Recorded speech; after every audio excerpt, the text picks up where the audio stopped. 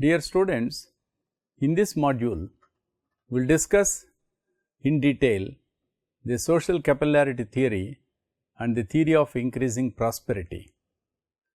The theory of social capillarity says that in a civilized community, the principle of social capillarity governs the fertility behavior of population.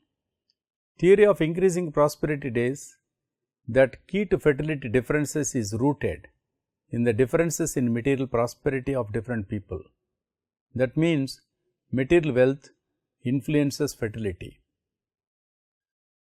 Dumond's theory of social capillarity, the theory as earlier in 1890, Arsène Dumont, whose period was 1849 to 1902, a French scholar, propounded the theory of social capillarity.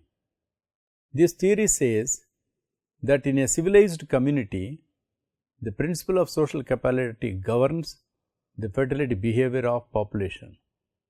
There is a constant effort on the part of the individuals to rise in the social hierarchy. In other words, social capillarity refers to a strong desire reinforced by the very principles of democracy.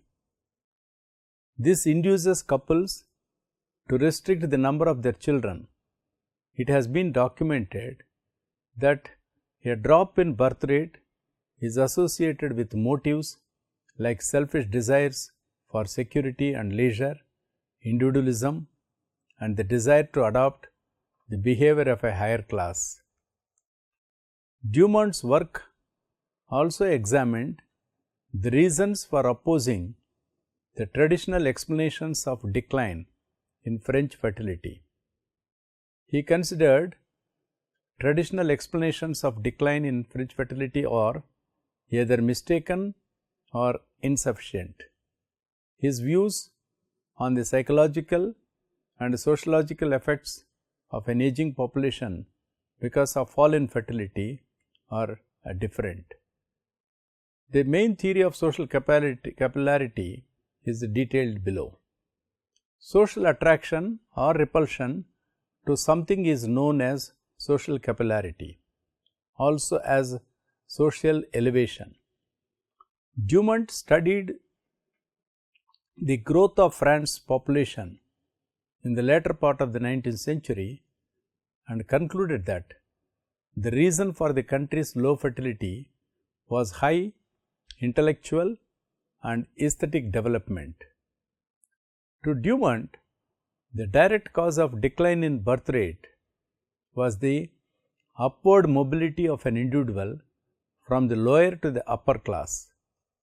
The individual tends to rise to higher levels in his social environment by process that is the capillarity effect in physics. What gravity is to the physical world, capillarity is to the social order. Dumont's three principles of population that are related to the stages of social development are described below. Number 1. In the preventive stage, the Malthusian theory of population applies where human beings live like animals. They increase in geometrical progression. Number 2. In the intermediate stage, Quillard's principle of population applies. That is, society is governed by where bread is born, a child is also born principle, and hence population proportions itself automatically. In such a society,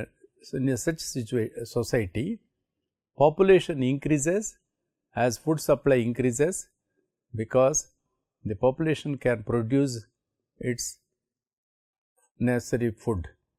Here, positive checks do not become necessary.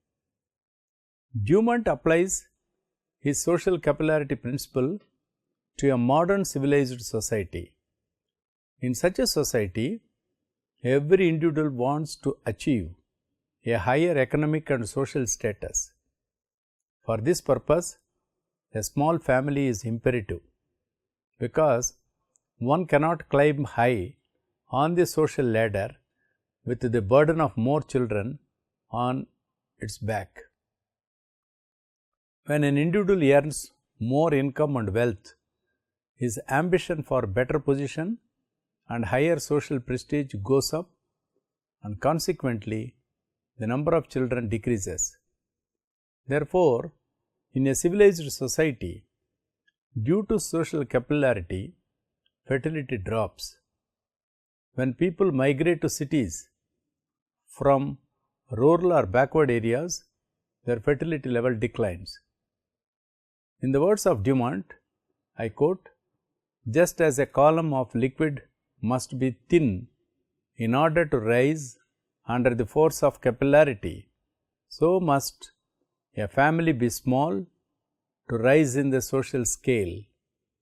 According to Dumont, the poor can achieve capillarity if they divert their time, energy, and wealth for vertical mobility.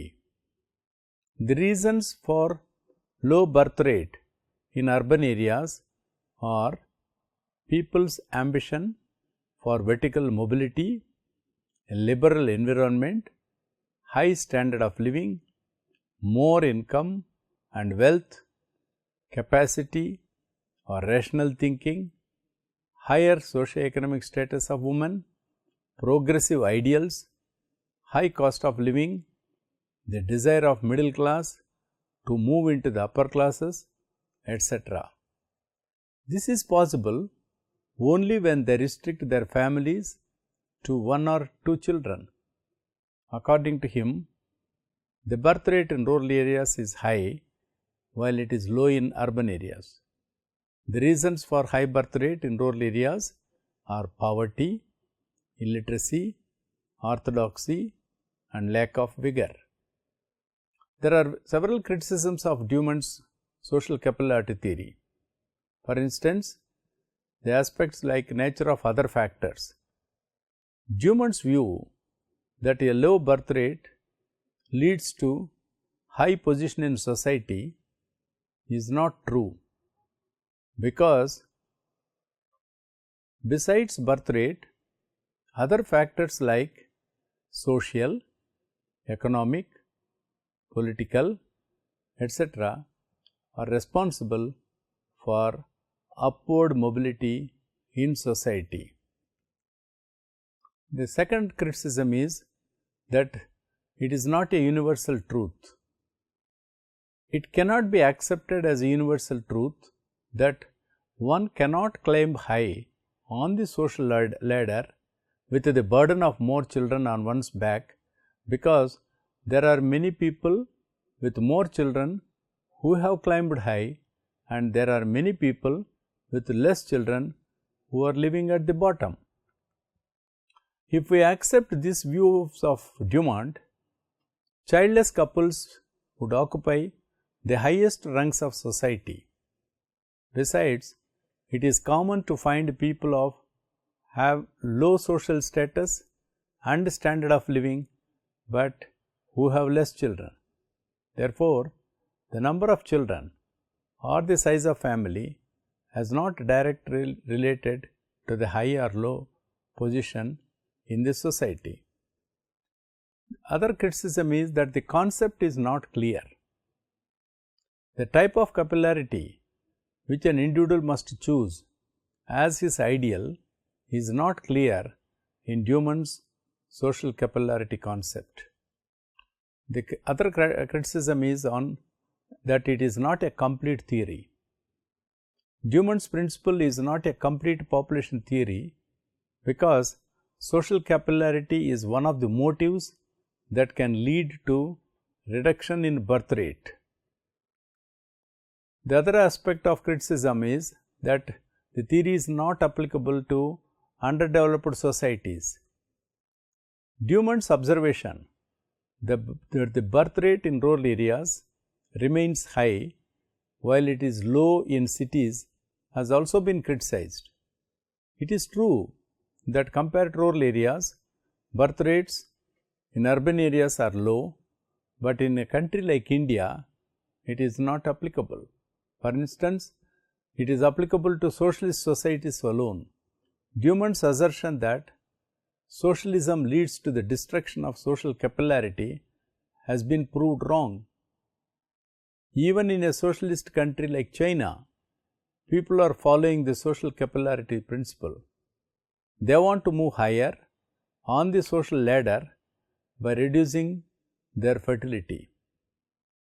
When laborers migrate from rural to urban areas, they often leave their families behind and to live alone in cities. This is a significant reason for low birth rates in urban areas. Therefore, the social capillarity theory may not apply to underdeveloped societies. The other theory of increasing prosperity, as postulated by Bretons, is explained here.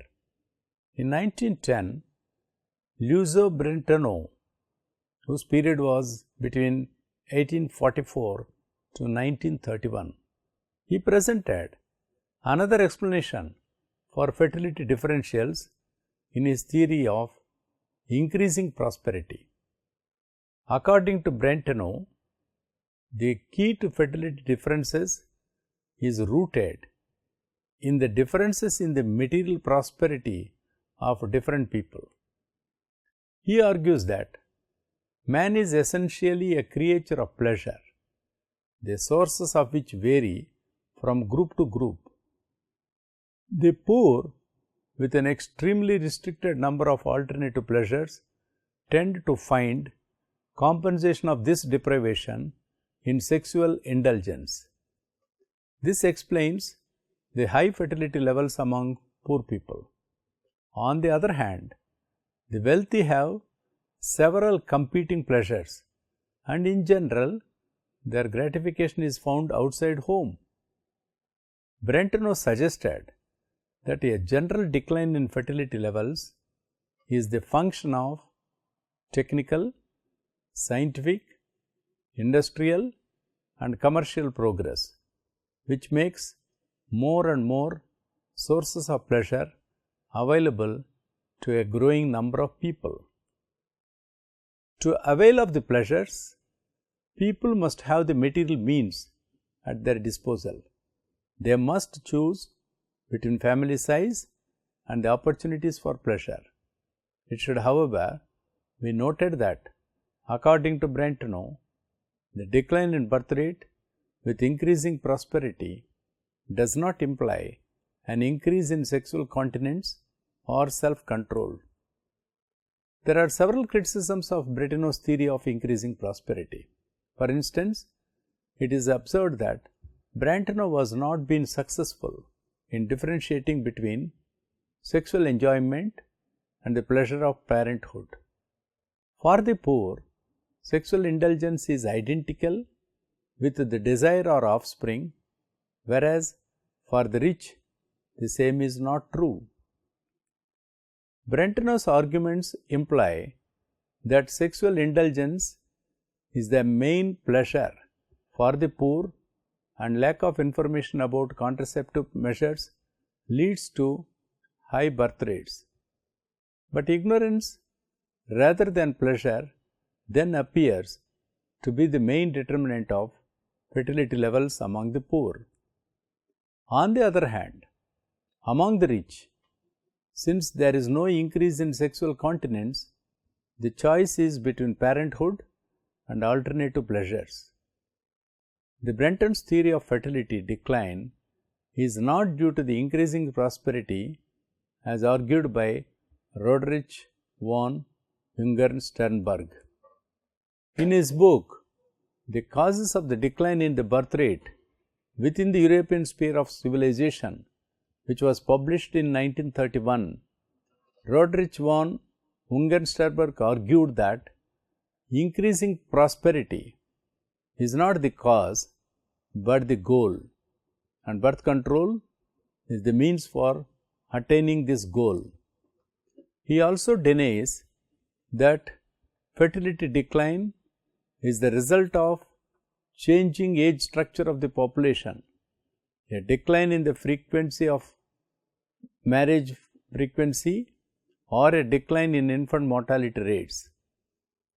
A generally low birth rate in the urban centers does not imply a causative association between urbanization and fertility decline either.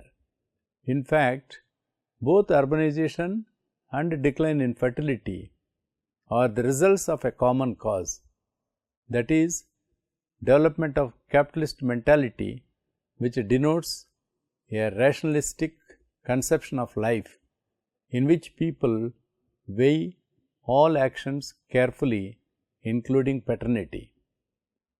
Sternberg made this proposition based on the experiences of European countries, where the capitalist mentality had permeated all classes of the society. In conclusion, we may be clearly noticing that these theories have brought out that how the social ladder and the class differences and the urban-rural ways of living have influenced the fertility behavior of the people. And for instance, when Spencer postulated that social capillarity theory, clearly bringing out the fact that as people in their mobility, when it occurs towards upper strata of the society, when their ambition moves, one of the hindrances for them is number of children. To that extent, it becomes as a deterrent to have a larger family size, and thereby they naturally limit their family size to small so as to climb up the ladder and move to the upper classes. And that is why social capillarity to a great extent has been very clearly postulated as a major theory in linking the prosperity issues of the family and the couple and its linkages in fertility behavior. Similarly, the urban-rural differences has also been brought out clearly, so that where the Rodrich von Ungern-Sternberg has clearly argued that the prosperity is not the cause but the goal, and birth control is the means for attaining that goal, and that is why he also denies that fertility decline is the result of changing age structure of the population, a decline in the frequency of marriage or its frequency, or a decline in infant mortality rates is one of the important aspects that need to understand. And at the conclusion, we may have to see that the theory has clearly brought out that relationship between the improvement in socio-economic status and the reduction in the fertility behavior when people move from lower ladder to upper ladder in the social phenomena. And in this context, the prosperity plays an important role in restricting the number of children, and because in the upper strata there will be several opportunities other than at home which will be available, so that they will gain by moving out and having a limited number of children, so that they can get wider opportunities to be identified in that ladder. So, to that extent, this Spencer's theory of capillarity, social capillarity, makes a very significant attempt in understanding the fertility behavior of the people, especially those who are living with a higher social ladder, so that the number of poor people whose fertility is very high can be compared and make an attempt to understand on these phenomena. We need to understand that the theory of social capillarity, as postulated by Spencer, has been noticed based on the people's behavior that is observed in the France during that period. And that is why when he postulated this theory, he compared with the physics in which the capillarity effect is seen, and made an attempt of comparing that, for instance, the individual tends to rise to higher levels in his social environment by same process, that is the capillarity effect in physics. What gravity is to the physical world, capillarity according to Spencer is to the social order. So, to that extent, it is very clearly seen that in a civilized society, due to social capillarity, according to Spencer, the fertility level drops.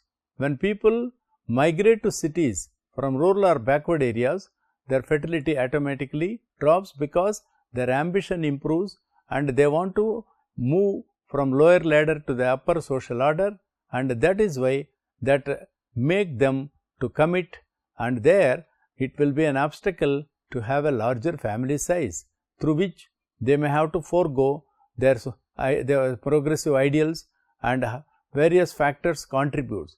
That is why the reasons for low birth rate in urban areas are mainly people's ambition for vertical mobility, a liberal environment, high standard of living, more income and wealth, capacity or rational thinking, higher socio-economic status of women, progressive ideals, high cost of living, the desire of middle class to move into the upper class.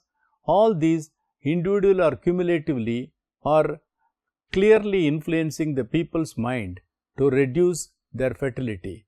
That is why when the urban setup is the way of living, automatically brings that rationalistic thinking that they have to restrict the number of children so that their mobility, which will be more meaningful for them to be more prosper, so that their income level and wealth levels increases, and with that the woman's status is also combined with the progressive ideals, and the high cost of living in urban areas make them to maintain that same standards, and in this process they reduce the number of children so that they can have a good quality of facilities, and their status also is at a higher levels of this thing.